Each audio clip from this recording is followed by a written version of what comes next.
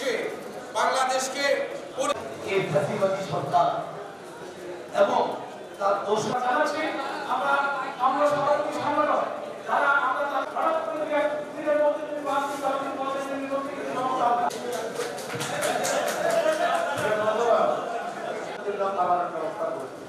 কিন্তু 2500 লোককে আমরা 9 তারিখে কোথাও এই অনুষ্ঠান করা কোনোভাবে সম্ভব হতো না। তাদেরকে যখন বাইরে যেতে বলি দয়া করে বেরিয়ে যাবে। আমরা এটার উপর নির্ভর শহীদ জিয়ার কথা কত বলা হবে আর যে